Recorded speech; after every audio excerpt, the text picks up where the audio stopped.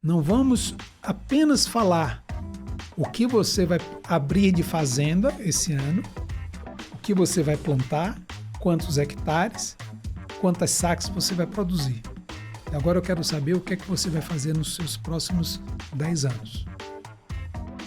Nós estamos falando de, já não é mais o oeste da Bahia, nós já estamos falando de Matopiba, nós já estamos falando de Cealba, nós já estamos falando de novas regiões e novos cinturões agrícolas.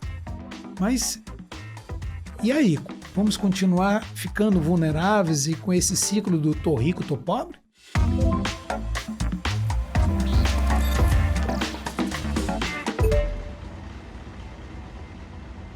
Olá, sejam muito bem-vindos e bem-vindas ao CultiveCast, o podcast que vai conectar você ao futuro do agronegócio. Estou mais uma vez aqui, Josi Prado e o Luiz Eduardo Caçuia. Tudo bem, Luiz Eduardo? Tudo bom, Josi? Prazer estar aqui novamente. Vamos em frente que hoje temos um tema super importante, hein? Isso aí, vamos falar sobre finanças, né, com o nosso convidado especial aqui. Mas antes, aquele recado básico que você já sabe, se você está assistindo a gente aí do canal do YouTube, se inscreva nesse canal, não custa nada para você e ajuda muito a levar essa mensagem adiante aí para todo o nosso setor. Agradecer os nossos apoiadores, os nossos patrocinadores Vanguarda, que permite que a gente também realize aqui o CultiveCast, que é a E-Série, a Biotrop, a Fibermax e a Ouro Fino. Muito obrigada, pessoal. E se vocês quiserem também conhecer os nossos outros parceiros que também nos apoiam e ajudam muito ao movimento Cultive Futuro acontecer, acesse lá o nosso site cultivefuturo.com.br. Estão todos lá, também um agradecimento especial a eles. E estamos aqui com o nosso convidado especial de hoje, que é o Júlio César Pereira, que é CEO da Max Weber Capital, que é economista, especialista em controladoria, mestre em engenharia da produção, tem um histórico profissional atuando em bancos e desde 94 ele fundou a própria consultoria, né, fundando a Max Weber, portanto, em 97. É um prazer ter você aqui, Júlio, tudo bem? Obrigado, Josi. Obrigado, Eduardo. É um prazer estar aqui com vocês. Júlio, não é a primeira vez que a gente conversa, né? A gente teve a oportunidade de conversar ali sobre esse tema no Escancar Agro, que foi o podcast anterior que eu atuava ali. E naquela época estava saindo da pandemia, né? Recentemente retomando as atividades e tudo mais. E foi muito interessante a visão que você trouxe como alguém fora do agro, conhecendo o agro pela primeira vez depois da pandemia. E você falou, né, como é que foi esse processo. Então, eu queria começar o nosso podcast aqui hoje, retomando aquela visão que você teve, o que mudou daquele Júlio que conheceu o agro depois da pandemia para hoje, onde você está, né, mergulhou na atividade, digamos assim, né, e não saiu mais. Bacana. Como você bem colocou, realmente houve uma paixão, né? Quando nós nos identificamos bastante com esse espírito empreendedor, do produtor, do empreendedor local, e essa paixão continua. O bom é que essa paixão continua e ela, na verdade, ela está sendo retroalimentada, né? Porque a economia local ela é pujante e ela tem reagido aí a todas as adversidades de uma maneira surpreendente. A gente tem comentado muito que tudo que aconteceu do agronegócio no Brasil aconteceu de uma maneira disruptiva, foi inovadora, porque nós não usamos de nenhum benchmark no mundo para aplicar essas técnicas que nós estamos usando hoje. Então, todos esses recordes e todos esses resultados que são bastante significativos é produto nacional, tá? Isso eu acho que ainda torna ainda mais legítimo e de maior impacto e credibilidade para o empreendedor local que não trouxe essa tecnologia de fora, diferente de outros setores da economia que foram beneficiados, não existe nada de errado, está tudo certo, mas claro que o fato de ser autêntico e ser um produto nacional, isso deve despertar em nós que atuamos de uma maneira, como eu posso dizer, uma maneira mais no intuito de sermos agregadores, porque nós estamos aqui para fomentar o agro, ajudando realmente e contribuindo e agregando valor ao agro. Então, no momento que a gente percebe que do outro lado tem um empreendedor disposto, com a mentalidade de visão próspera, que quer crescer, que quer desenvolver, que quer ser disruptivo, claro que isso nos gera uma expectativa muito positiva. Ficamos sempre muito envolvidos emocionalmente, inclusive, porque a gente sente a dor do produtor. A gente vem para as reuniões e a gente vê a representatividade institucional. E a gente estava numa reunião na segunda-feira, conversando com produtores e sentindo as dores do produtor e como sofre, e passando por todas essas situações das crises, né, dos ciclos. E é muito comum do tô rico, tô pobre, tô rico, tô pobre. É uma safra daqui que está boa, a outra que está ruim, e um marco regulatório que foi desfavorável. Uma coisa bem brasileira. Isso, bem brasileira. E isso exige, né, do produtor e do empreendedor local, em toda a sua cadeia de suprimento, toda uma capacidade de resiliência. Tá? Houve uma infelicidade de um político baiano, que uma vez conversando com um produtor, ele teve a infelicidade de dizer que o produtor deveria baixar a bola porque a sua representatividade na economia baiana estava em torno de 11%. Mas é um desconhecimento de uma visão... Onde ele tirou isso? Porque ele analisou o agronegócio da porteira para dentro. E a porteira para dentro, no sentido de ter muitos subsídios nos grãos, tá certo? E da porteira para dentro, aquilo que gira realmente tem subsídios. Mas o agronegócio não é da porteira para dentro, é toda a sua cadeia de suprimento e toda a complexidade.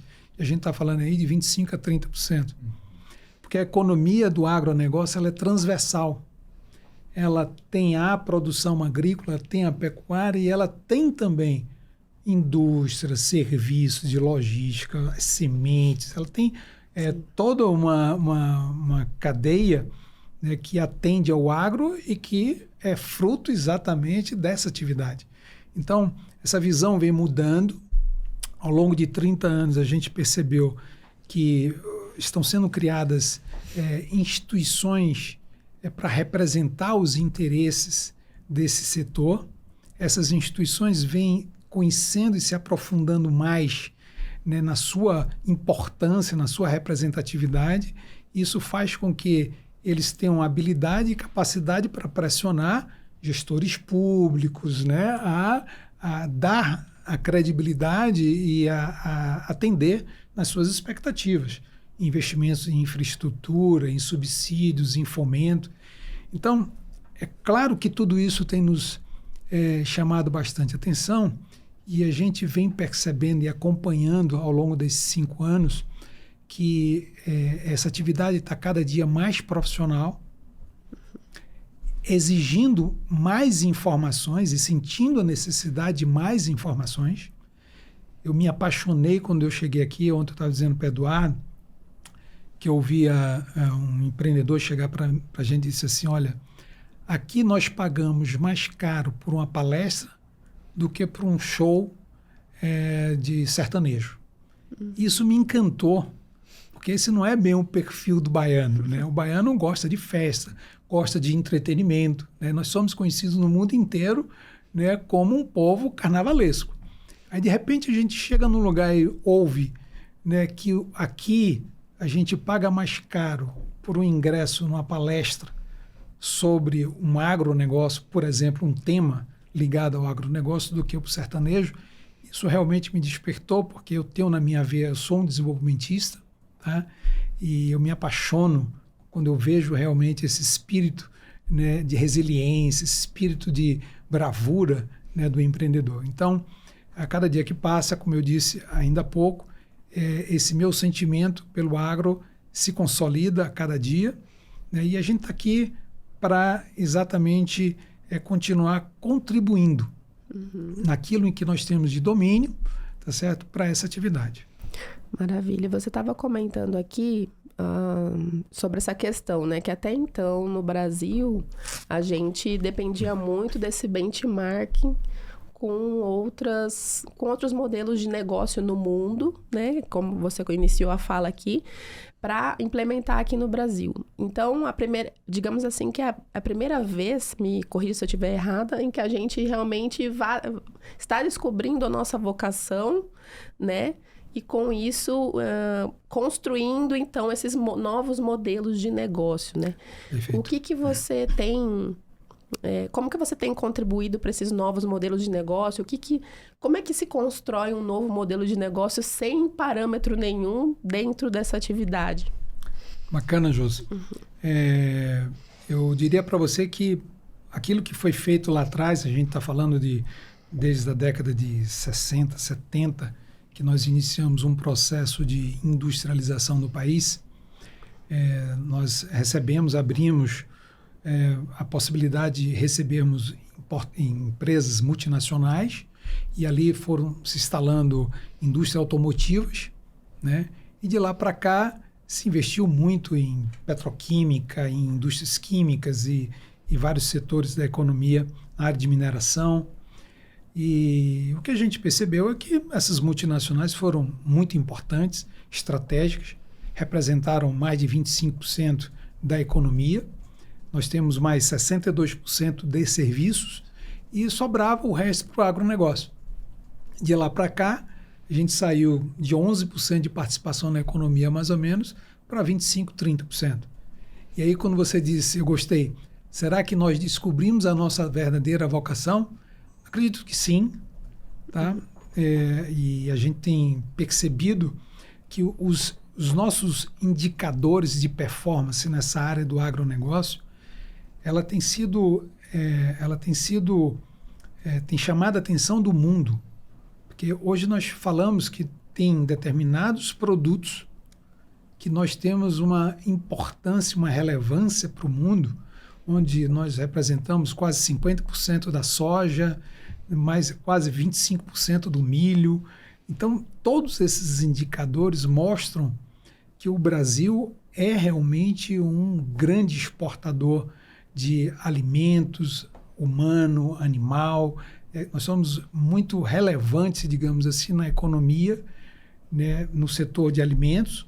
E claro que tudo isso faz com que a gente seja percebido de uma maneira também diferenciada, porque é um produto nosso, produto nacional, produto que essas técnicas foram desenvolvidas aqui. Todas essas habilidades para a gente conseguir chegar nessa quantidade de sacas por hectares produzido, tudo isso lidando com capital a um custo elevadíssimo, lidando com importação de insumos, né, importação de fertilizantes, tudo isso lidando com questões cambiais que nem sempre foram favoráveis, né? Então, tudo isso exigiu do produtor e do empreendedor, de modo geral, uma capacidade muito grande de estar lidando com essas diversidades. Quando a gente, lá atrás, a gente atraiu grandes investimentos estrangeiros para estar aportando aqui nas unidades de produção, é uma coisa extremamente natural. Um país, para ser desenvolvido, ele se destaca muito pela quantidade de empresa global que ele tem. Tá? Então, isso é muito estratégico, porque eu digo, olha, eu vou produzir aqui um carro e eu tenho 300, 400 milhões de habitantes em um determinado país. Quando você diz assim, eu preciso tracionar, eu vou buscar um novo mercado, e um novo país. Tá certo? Então, quando você coloca uma nova unidade de produção no outro país, é uma forma de você estar tracionando aquele negócio. E essa foi uma política desses últimos 60 anos no mundo inteiro, e aí vem a questão da globalização. O Brasil, no agronegócio é um pouco diferente. Eu não produzo a soja brasileira na China. Eu tenho que produzir aqui. Então, eu tenho que usar a nossa própria capacidade, a nossa área, o nosso terreno, né, a nossa fazenda. Então, isso faz com que na nossa atividade do agro, ela seja muito própria, é muito nossa, é produto nacional. Tá? Então, eu fico realmente envolvido, né, nessa situação de que o Brasil conseguiu desenvolver um produto genuíno. Esse produto é um produto de reconhecimento mundial. Todas essas performances também são performances já reconhecidas lá fora. E agora o que a gente precisa? Continuar avançando. Tá? Avançando, deixando de ser um exportador de commodities para ser um exportador de um produto já do agronegócio industrializado. Ou seja, a agroindustrialização. É um outro estágio. E aí a gente está falando já de uma outra complexidade também. Tá? Porque o agro é uma coisa que nós criamos e agora a gente precisa passar a investir na agroindustrialização. Então vai ter que ser algo também genuíno. E com toda essa complexidade do que é o Brasil. Né? Custo Brasil muito alto na área de impostos, na taxa de juros, né? Mas nós acreditamos que o Brasil ele assimila bem desafios. O brasileiro assimila bem desafios. Sim. E acredito que a gente está aqui na Max Weber exatamente para estar contribuindo com essa pivotagem. A gente fala pivotagem porque a gente entende que nós começamos na produção e agora a gente precisa passar para um outro estágio, uma outra camada.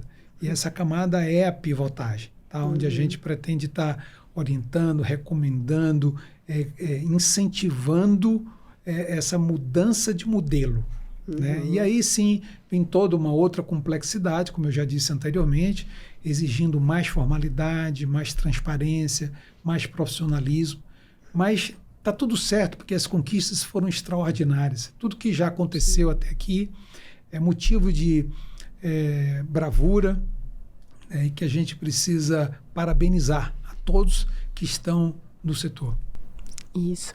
E interessante essa conversa que a gente está tendo aqui. Eu estou me recordando da aula de economia, né? Quando eu fiz a FGV ali, que o pessoal veio de São Paulo para dar aula para a gente e falava muito bem isso, né? Que o Brasil nunca ia conseguir se desenvolver se não trouxesse processo de industrialização, que isso era impossível. E houve uma discussão ali, mas como o agro? Não, mas não tem como, precisa disso. E aí vem com essa observação, né? De que a gente descobriu a vocação, então a industrialização vem por meio disso. Perfeito. Mas, ao mesmo tempo, para que isso aconteça, a gente precisa dos agentes, né? Dos empreendedores. E a gente está descobrindo agora que esses empreendedores serão os produtores rurais. Então, se a gente está descobrindo que a vocação é do agro, logo os empreendimentos, né, são os produtores rurais. O que você pode dizer desse perfil de produtor rural que está vindo agora, né, para o setor, e como é que a gente acelera esse perfil para que ele seja esse agente que vai trazer essa industrialização? Nós lá atrás conhecíamos a produção agrícola em uma formatação bem diferente do que nós estamos testemunhando hoje, né? Que a gente está conseguindo testar hoje uma agricultura com um processo bem moderno, e a gente entende que tudo isso, ao longo dos anos, o produtor ele veio sentindo a necessidade de ser competitivo, ele foi crescendo e aí desenvolveu uma mentalidade, não mais aquela mentalidade do fazendeiro, que tirava o dinheiro da sua atividade principal e colocava na atividade secundária, que era a sua fazenda, a agricultura, a sua pecuária. Então, hoje a gente está falando de uma economia robusta, uma produção relevante e que tem toda a sua complexidade. E esse produtor, ele mesmo está sentindo a necessidade agora de pivotar. Por quê? Como ele conheceu nesses últimos anos a liquidez e o ciclo virtuoso do crescimento, ele já está começando a entender que, às vezes, não é a melhor hora de vender a hora que ele está colhendo. Então, ele precisa armazenar e aguardar o melhor momento. Ele já está começando a receber informações e já contratar consultorias que possa desenvolver essas estratégias para ele. Já está começando a fazer planejamento estratégico de produção, planejamento estratégico no seu negócio, na hora de comprar, na hora de vender, como ele deve investir, se deve investir agora na expansão de novas áreas ou se ele deve investir na verticalização. Então, tudo isso já está sendo estudado. Só que é muito complexo. A gente está falando de deixar de produzir aquilo que ele já tem domínio, né, na sua operação. Isso aí é fato. A gente não está aqui para querer agregar muito nessa área, porque não é a nossa expertise. Tá? A nossa expertise está na estruturação financeira, na estruturação de modelos de negócios. Tá? E aí a gente pode construir esse novo projeto juntos, onde o produtor que domina essas técnicas de como performar melhor na sua produção e nós criarmos o melhor modelo de negócio para ele continuar sendo produtivo, que ele possa tracionar, para que ele possa despertar interesse de investidores para o seu negócio, porque o agro também aqui, ao longo de 30 anos, ele dependeu muito do fomento e que está tudo certo. O mundo inteiro fomenta o agronegócio. Isso não é uma particularidade do Brasil, tá? Então precisa reivindicar pelo seu direito. Eu tenho relevância, eu emprego muito, tá? Eu estou desbravando aqui, é um produto e uma economia disruptiva nacional. O que é que você está me dando? O que é que o governo, o que é que o Estado hoje está contribuindo conosco? Tem que continuar reivindicando mesmo. E nós temos uma representatividade institucional que também está, a cada dia que passa, mais consciente da sua importância. E está fazendo isso muito bem. Tá?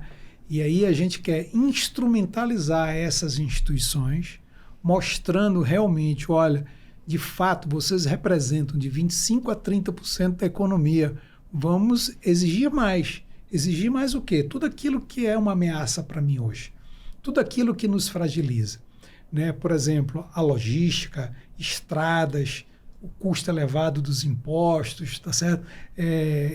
Taxas de juros elevadas. Então, a gente tem que usar daquilo que a gente tem de conhecimento, de informação, reconhecendo a nossa importância na economia, e vamos dizer, Estado brasileiro, eu preciso de sua ajuda para a gente continuar sendo disruptivo para o mundo, continuar fornecendo alimentos para o mundo. Né? Então, o que a gente quer hoje é estar acessando novos parceiros de negócios. Esses parceiros não precisa ser brasileiro, já existem parceiros internacionais muito interessados e curiosos para conhecer esse nosso modelo, tá certo? E a gente quer estar acessando exatamente esse novo mercado, tá? Bacana. Júlio, falando nessa linha, né, da industrialização, nós vemos nos Estados Unidos um modelo onde os produtores se unem, formam algumas cooperativas para poder, de fato, dar um destino industrial para esses produtos, né, que são produzidos lá. E queria saber, sua opinião, como é que você enxerga esse modelo, né? Porque, de fato, é um outro negócio, né? Você ser um produtor rural, né? É um negócio que você sabe fazer, sabe produzir, sabe gerir equipe, sabe comprar, né, insumos, sabe negociar a safra, mas a indústria é um outro negócio, né? Precisa de uma gestão focada na indústria. Então, vejo que nos Estados Unidos esse modelo de cooperativa vem dando certo, né? Tem as particularidades locais, de fato, mas você acha que poderia ser um caminho para o produtor brasileiro? Gosto muito também, Eduardo. Isso a gente tem, inclusive, já estudado. Nós temos várias estruturações de negócio nessa área. Acredito também muito na tokenização. Tá? Isso é uma coisa que vai crescer muito no mundo, a tokenização do agro.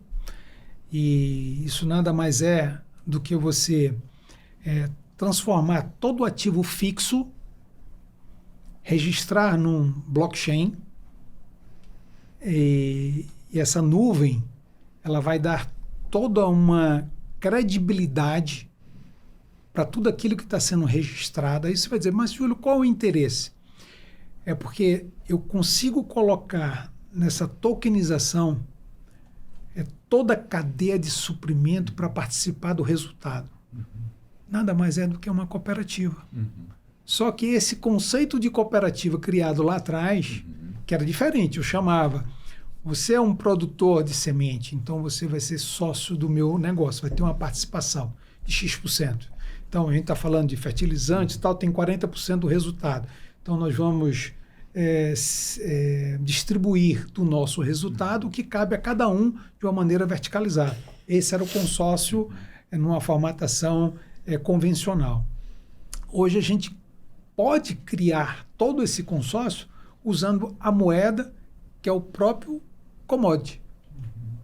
E essa moeda pode ser digitalizada e ela pode estar, inclusive, num blockchain. Aí você vai dizer, por que isso, Júlio?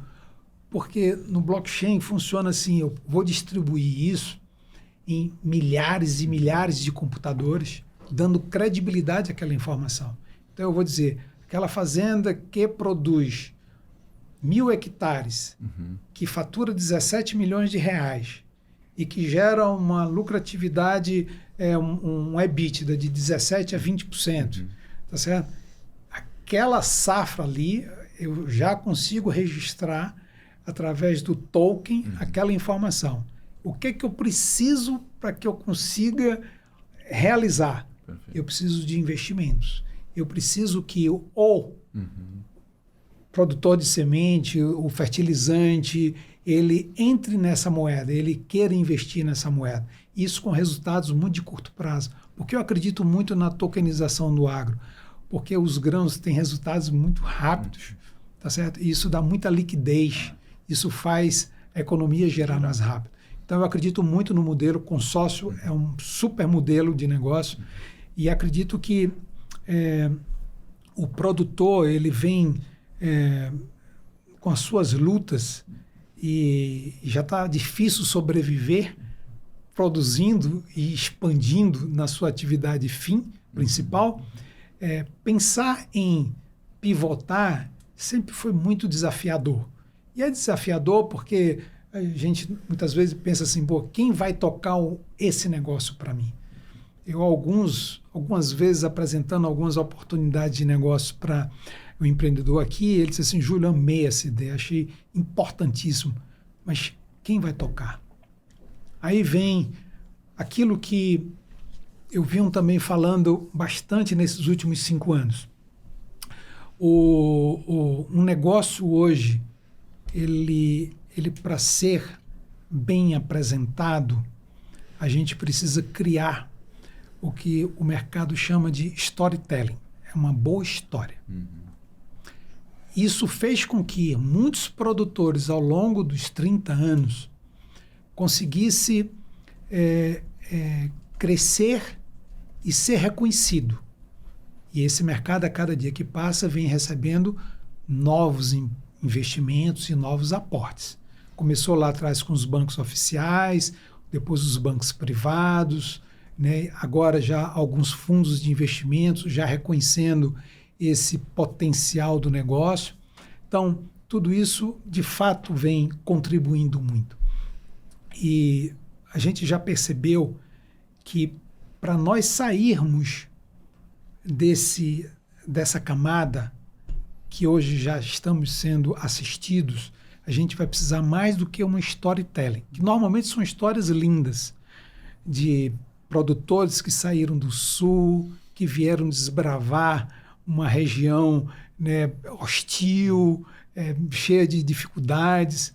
E essa história é muito linda. E essa história foi muito importante para se construir esse cenário que a gente vive hoje.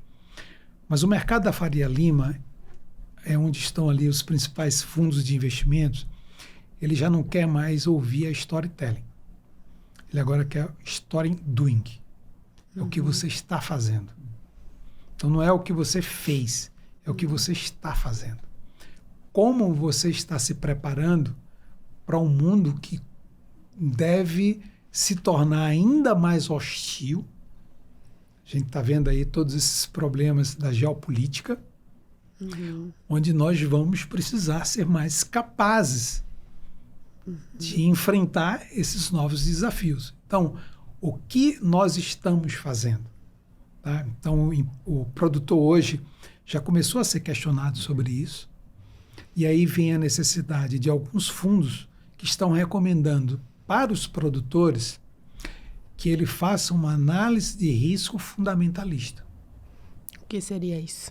Então, não vamos apenas falar o que você vai abrir de fazenda esse ano, o que você vai plantar, quantos hectares, quantas sacas você vai produzir. E agora eu quero saber o que é que você vai fazer nos seus próximos 10 anos. Nós estamos falando de, já não é mais o oeste da Bahia, nós já estamos falando de Matopiba, nós já estamos falando de Cealba, nós já estamos falando de novas regiões e novos cinturões agrícolas. Mas, e aí? Vamos continuar ficando vulneráveis e com esse ciclo do tô rico, tô pobre? O dólar aumentou, inviabilizou. Aí a soja, o preço, a China disse que não vai pagar esse preço. E aí? Porque no momento em que nós vamos... Você já imaginou uma indústria que faz um projeto e que investe para ter um retorno em 10, 12 anos? Ele precisa analisar os cenários no longo prazo. O produtor de grãos, como tem um ciclo muito de curto prazo, suas análises são muito imediatistas e desenvolve poucas estratégias.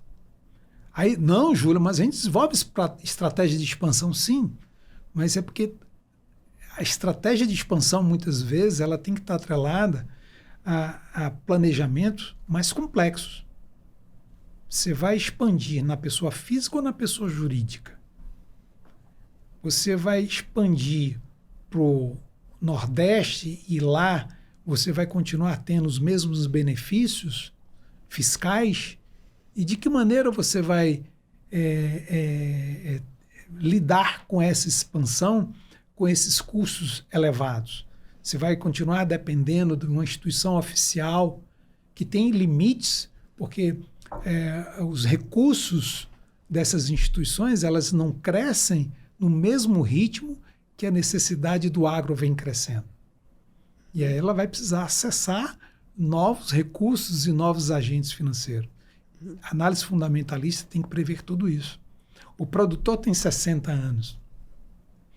Daqui a 10 anos vai ter 70. Será que ele vai ter no mesmo ritmo de trabalho, a mesma capacidade de entrega que tem hoje? E o quadro sucessório, como é que está?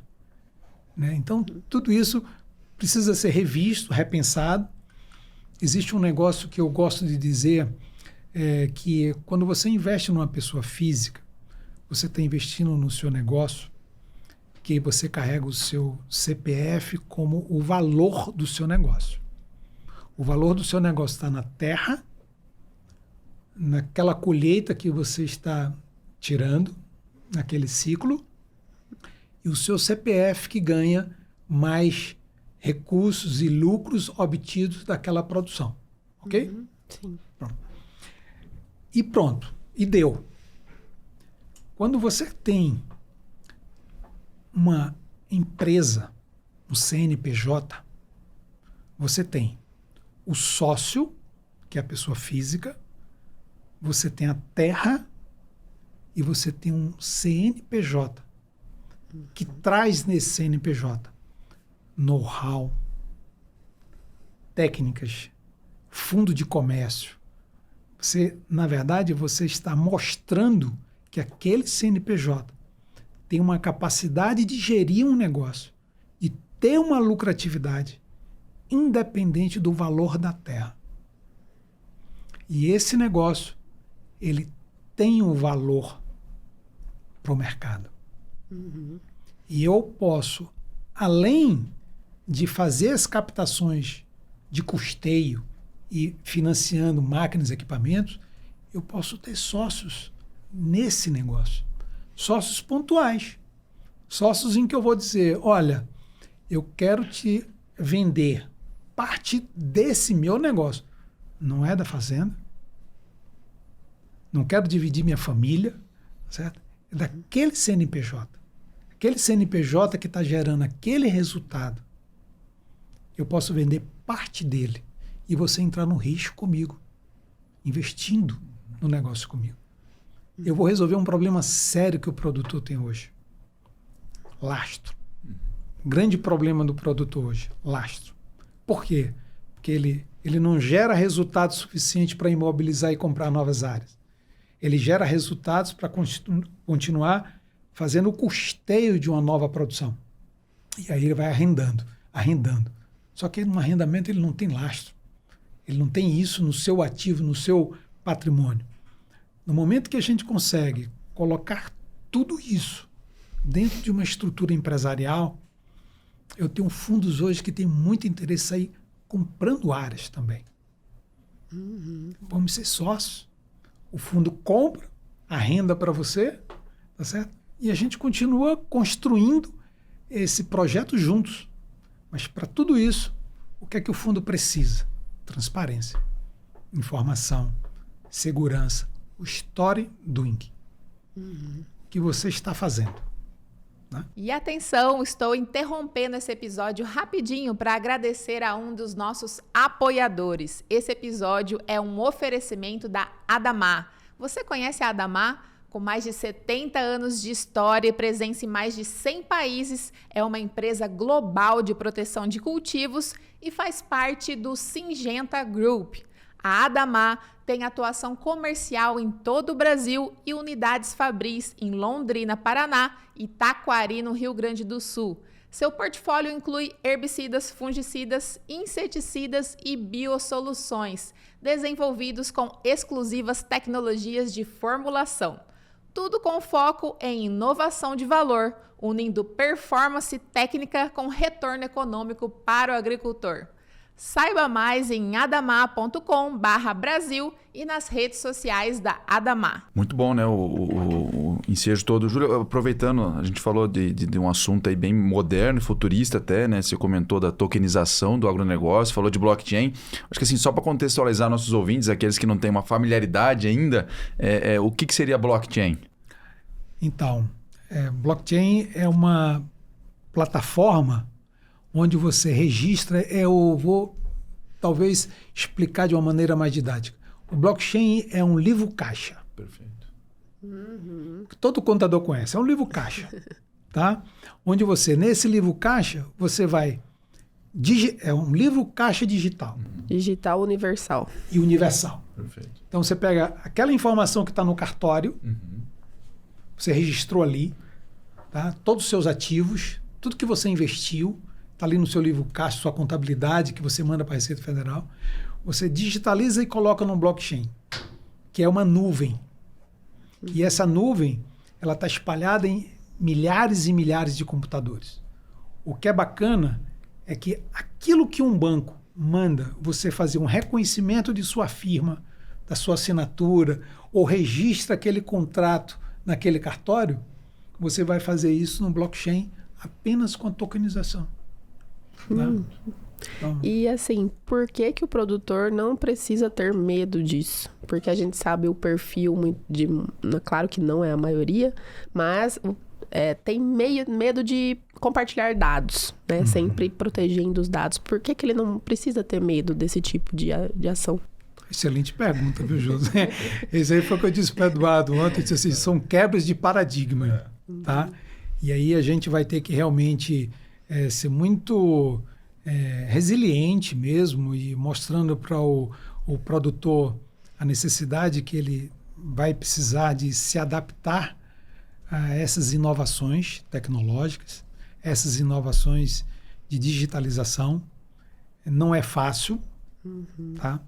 Mas eu disse ontem para Eduardo que o fato de eu ter 62 anos de idade, eu posso dizer, porque eu estou na mesma faixa etária da maior parte dos produtores, eu digo, olha, nós estamos na mesma situação, nós estamos no mesmo barco, tá certo? Então, vocês estão vindo de alguém que teve a mesma resistência que vocês têm, que é normal, são gerações bem diferentes, então a maior parte dos jovens já nascem praticamente hoje conhecendo o que é um smartphone, né?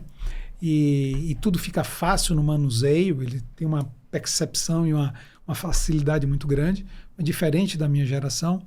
Mas eu digo, olha, o que a gente tem que abrir a mente, se ligar nessa visão, tá? E dizer, olha, não tem um outro caminho, isso não volta. Tá? E a gente consegue associar, tá? Toda a nossa experiência, o nosso conhecimento, aquilo que a gente trouxe aí ao longo de 40 anos de experiência, e se unir a vocês que são mais jovens, né? Buscar realmente informação, orientação. Ontem, na reunião para o Eduardo, eu disse, olha, a gente tem que ser muito humilde, tá? Aquele mais maduro, reconhecer que a gente não tem a mesma velocidade, o nosso raciocínio digital ele não tem essa mesma configuração. Ao mesmo tempo, o mais jovem precisa reconhecer que as nossas experiências, aquilo que fez a gente chegar onde a gente chegou, também tem importância e a gente pode andar juntos. Tá? Maravilha. Isso é família. Exatamente. Realmente, você trouxe um ponto interessante, porque, de fato, todo caminho vai ter risco, né? Sim. Não tem como você falar que não existe risco em você compartilhar os dados dessa maneira, mas às vezes é o único caminho mesmo que você tem que tomar, que é melhor do que a alternativa de ficar parado, esperar, ver o que vai acontecer, né? E hoje já tem informações o suficiente também, né, Júlio? Talvez alguns anos atrás era talvez um cenário mais escuro, né? Hoje a gente já tem clareza, né, de como é que funciona, qual a segurança disso. Então, cada vez pegou, mais... Né? Exatamente. O que está funcionando de fato, né? E é bom a gente sempre apresentar as evidências. Vocês usam muito isso. Dados. A boa experiência baseado nos dados daquilo que você conseguiu performar, daquilo que você conseguiu entregar. Olha, eu consegui registrar isso aqui, eu tive essa produtividade. Então, da mesma forma, o mercado financeiro funciona assim. Aquele produtor que conseguiu criar uma metodologia diferente, um modelo de negócio diferente, está conseguindo acessar o que você não conseguiu ainda. Tá? Então, se liga nessa visão aqui que você vai prosperar. Perfeito. Então, nosso trabalho tem sido muito nessa direção. Eu ia fazer uma pergunta nessa linha, né, Júlio? Que assim, dentro de um cenário hoje, né, a gente está aí performando já a safra 25-26, né? E temos um cenário de juros altos, né, um cenário de margens mais estreitas na agricultura, devido ao custo alto e o preço das commodities mais achatados, né? Que tipo de dica, né, você pode passar para o produtor, para o empresário brasileiro do agronegócio, né, que está vivendo esse momento? Então, de fato, você comentou agora que tem acessos, né, a recursos que muitos não têm por conta de uma estrutura, né, por conta de ter uma organização ali, de ter montada a operação dele de uma maneira diferente que talvez é a visão que os bancos queiram ver, que os fundos queiram ver, né? Que tipo de dica você pode passar para esse momento aí? Excelente pergunta, Eduardo. O que a gente percebe?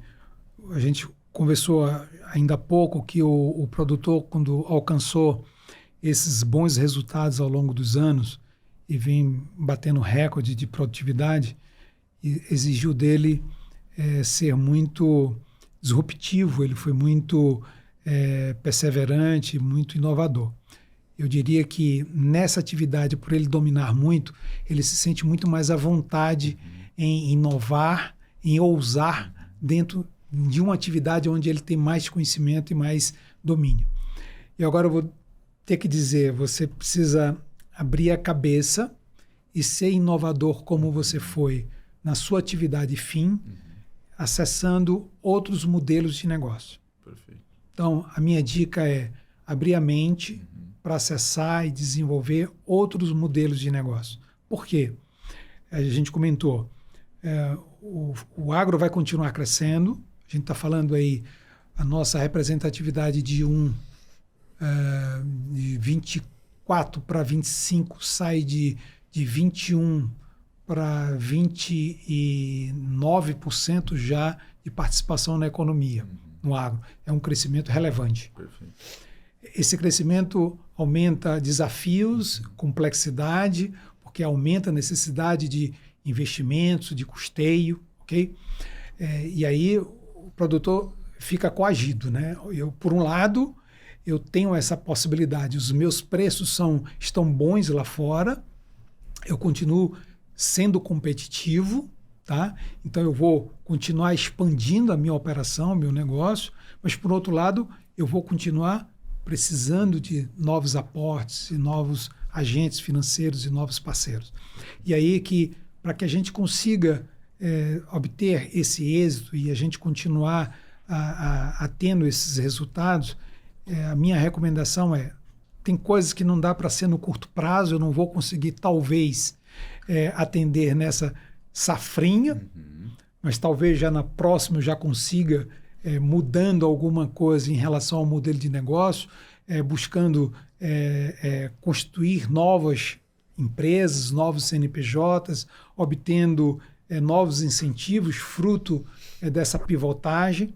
E a gente entende que através desse caminho de mudar o modelo de negócio no sentido de pivotar, eu acho que pode ser um caminho próspero. E nós vivemos, então, um momento também no setor da nova geração entrando no negócio, né? Em alguns casos, terceira geração, em outros, a segunda geração, né? E essa galera que está vindo aí com um perfil mais digital, um perfil mais ligado à sucessão, de fato, né? A pensar nesses novos modelos de negócio. Você está vendo na prática que o pessoal está tendo essa adoção realmente ou está tendo uma resistência? O que você tem visto no dia a dia? Eu estou muito animado porque a Faria Lima tem visto esse movimento de uma maneira muito positiva. Lá atrás, todo o linguajar da Faria Lima, que é bem diferente né, do linguajar do produtor raiz, isso gerava um problema de comunicação. A comunicação não era fluida. O produtor dizia, eu preciso disso, preciso de dinheiro. Né? Aí a Faria Lima já pensa que ele não precisa do dinheiro, ele precisa de um custeio, ele já precisa de uma linguagem mais rebuscada, mais sofisticada. E isso criou, ao longo de muitos anos, um problema de comunicação. Tá?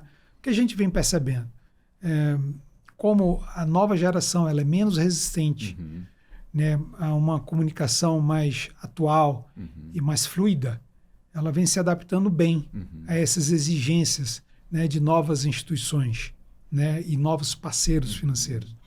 E a gente fica animado porque ele conseguiu ter acesso a novas técnicas também de como você está se posicionando e apresentando o seu negócio. Porque ele já sabe da relevância dele em relação à economia local, ele já tem um nível de informação mais atualizado em relação à geopolítica. Então, tudo isso facilita muito tá, o nível de segurança do mercado financeiro. É muito importante a gente conseguir apresentar e reapresentar o agronegócio nessa nova configuração. Não aquela fazenda bem-sucedida, mas um negócio próspero que vai continuar sendo relevante para a economia e que a gente, a cada dia que passa, tem mais representação institucional. Tudo isso, claro, que faz com que o setor passe a ser mais respeitado e tenha mais credibilidade. É uma junção, então, né, Júlio? Assim, porque vejo que, de fato, é muito importante a tradição, né? O que viveu essa geração, a primeira geração ali do negócio, né? Mantendo esses valores, aliado com essa inovação, com esse novo modelo de negócio que a nova geração está trazendo, né? Então, a gente falou, exatamente, a gente falou também, ainda há pouco, inclusive, sobre esse novo modelo de educação. Né? Então, não querendo fazer qualquer tipo de redução na importância da academia, né, em relação às engenharias, e que vem contribuindo muito para a humanidade, mas a gente já está entendendo que na educação também a gente precisou desenvolver ao longo desses últimos anos, inclusive com os recursos de tecnologia e da digitalização, uma nova forma de apresentar né, conhecimento. E essa nova forma de apresentar conhecimento faz com que você possa pivotar e tracionar de uma maneira real-time, sem precisar levar mais 4 anos numa sala de aula para você mudar o método de tracionar o seu negócio. Então, isso tudo, claro, desperta em todos nós uma expectativa muito grande, porque essas escolas que hoje se propõem a estar formando jovens, essa nova geração principalmente, que está com a mente muito aberta, esse nível de imersão, é uma imersão bem diferente, né? Ele está buscando muito isso de uma maneira intensa e isso já está gerando bons resultados. Então, acreditamos muito nessa junção mesmo, como você colocou, da história, da tradição, dos traços culturais, que eu valorizo muito, né? Eu continuo usando de algumas metodologias e técnicas para fazer análise de investimentos, que são bastante tradicional. Lá, na minha época, a gente fazia fluxo de caixa descontado como valor de negócio. Hoje a gente já está falando em múltiplo de EBITDA. São técnicas mais novas, criadas com métricas que estão sendo desenvolvidas, estão sendo apuradas e que os resultados são muito próximos, para não dizer que são iguais. Eu hoje calculo o seguinte: eu peguei o fluxo de caixa conservador, o fluxo de caixa descontado conservador e coloco um múltiplo de EBITDA conservador. Vai dar o mesmo resultado. Só que eu tenho uma técnica de avaliar a empresa de uma maneira muito mais automática, muito mais rápida, e isso facilita muito a velocidade de negociar. Perfeito. Acreditamos muito nas fusões e aquisições fruto dessas metodologias. Show! Estamos caminhando para o final do episódio já, então... só pontuando, Júlio, que o nosso público aqui do CultiveCast, por curiosidade, é um público de 50 a mais. Então, a gente teve essa grata surpresa aí, porque diferente do Escancaragro, né, que eu tinha anteriormente, que era um público que a gente via ali dos 25, né, aqui no CultiveCast já está se consolidando como realmente é o produtor rural, é o pessoal que está consumindo conteúdo. Então, para a gente fechar e finalizando o episódio... Fala um pouco, né, da Max Weber, quais são, então, agora de maneira mais clara, né, as possibilidades que vocês trazem para esse produtor e, enfim, um pouco mais aí do histórico da consultoria. José, eu acredito ser muito difícil você vender algo que de fato você não acredita e que você não faz, tá? Quando eu digo mudança de mente, essa metanoia, quando eu falo sobre a necessidade que o produtor tem de se adaptar a essa nova realidade, esse novo mundo digital, eu disse para vocês que isso começou por mim, lidando exatamente com todas essas dificuldades. Mas eu tive que fazer uma imersão nessa área e hoje eu posso dizer para vocês que nós estamos usando o nosso modelo de negócio, onde nós temos toda uma plataforma gerindo o nosso ecossistema, é todo digitalizado, todas as nossas empresas estão em uma gestão, uma plataforma que faz a gestão de todos os negócios. Estamos falando hoje em números que são bastante relevantes em relação à economia regional e eu diria que a nossa sucessão, ela já começou, tá? E ela não começou porque eu estou me sentindo despreparado para dar continuidade. Ela começou porque nós estamos caminhando juntos, já há 3 gerações, né? Então, nós estamos falando dos 60, dos 50 a mais, dos 30, e já preparando a empresa já para os netos também. Para isso, a gente precisa pensar em propósito, legado, né, entendendo realmente a importância de tudo isso estar sendo construído de forma muito harmônica, né? São muitas diferenças de visão, de pensamento, mas tudo isso pode estar sendo, digamos assim, harmonizado mesmo, né, para que o negócio seja próspero. Quando você conhece dificuldades e sabe o que é necessário, e a gente entende que os resultados são bons, a gente já entende que é uma tecnologia que pode ser compartilhada.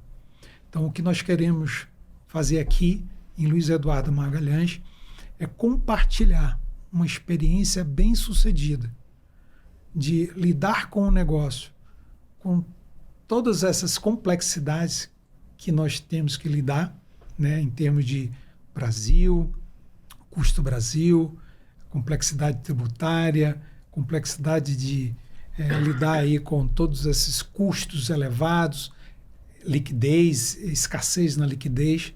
Então, quando a gente entende esses problemas e a gente conseguiu dominar esses problemas no nosso próprio negócio, nós estamos levando esse domínio que a gente passou a ter, esse conhecimento, para que o produtor local, né, ele consiga também, né, usando de nossas metodologias, das nossas orientações, para que ele consiga pivotar o negócio dele, tracionar o negócio dele.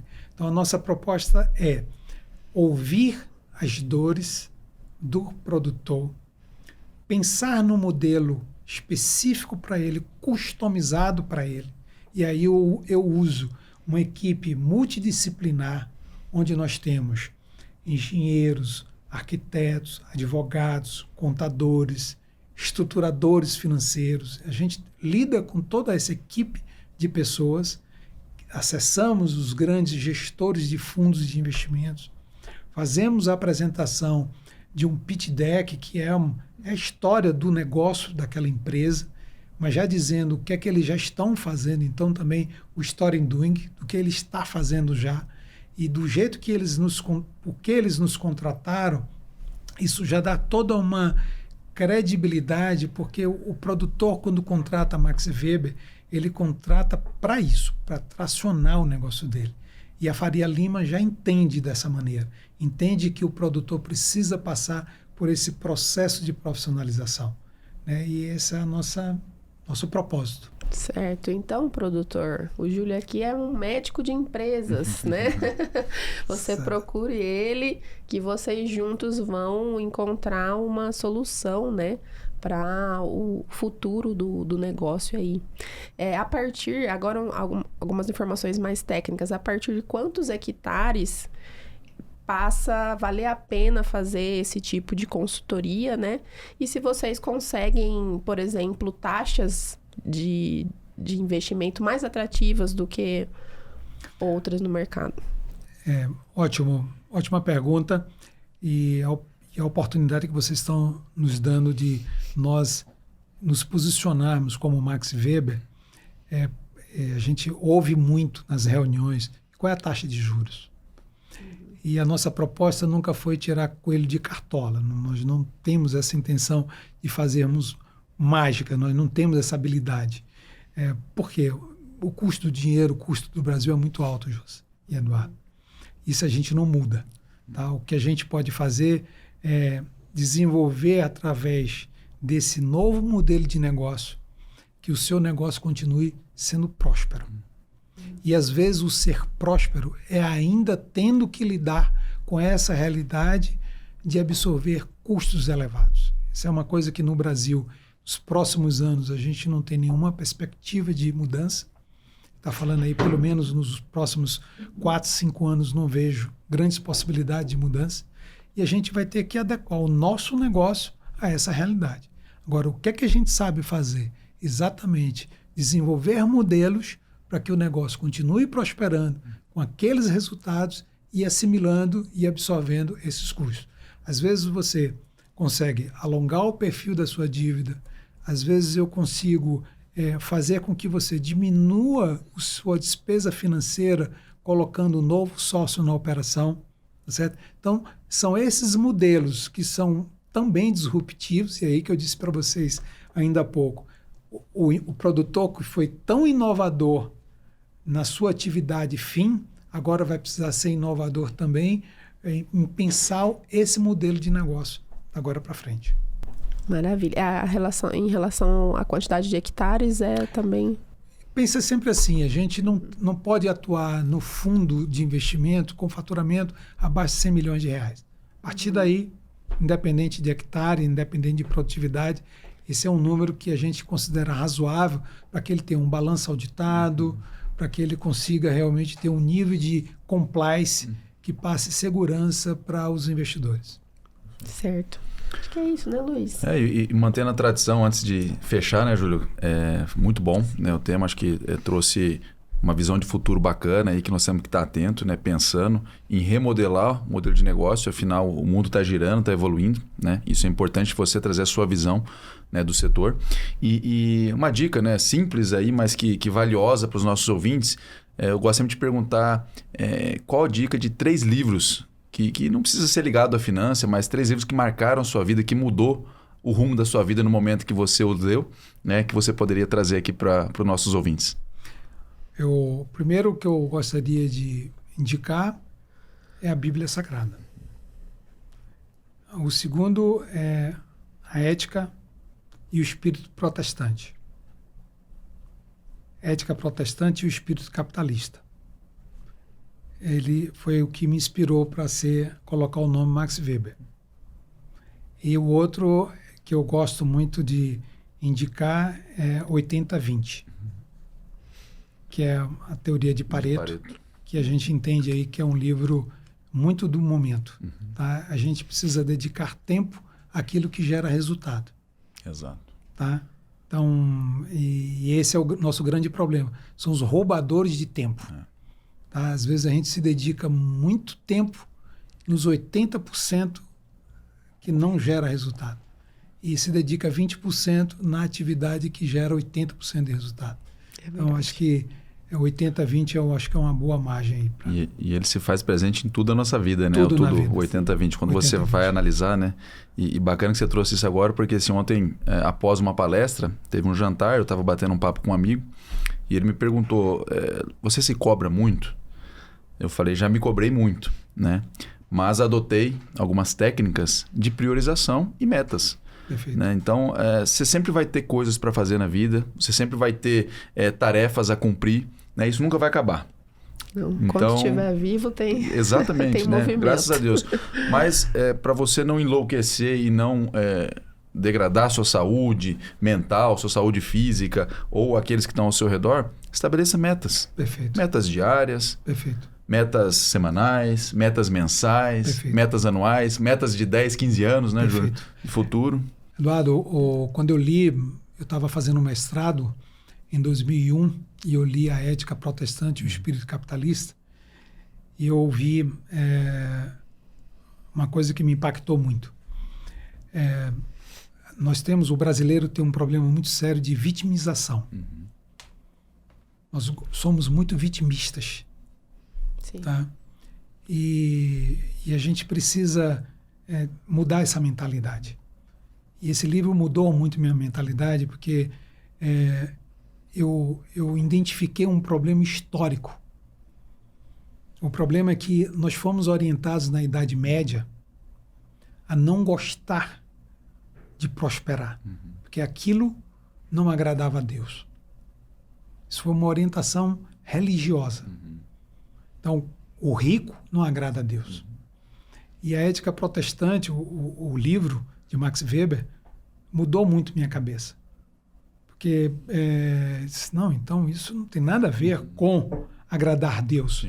Tá? E isso foi inspirador, porque todo esse espírito em que eu tenho hoje, desenvolvimentista, partiu de uma orientação para dizer, eu não posso ter um problema na minha relação com Deus em função de eu ser próspero. Exato. Tá? Então, isso foi muito inspirador.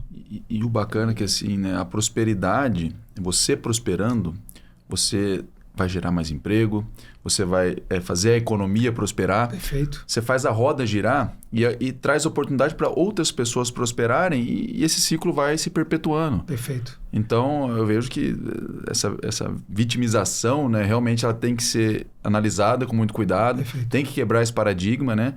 E nós temos que ser prósperos, sim, né? Para que outras pessoas possam prosperar também. Perfeito. E tudo faz sentido. Perfeito.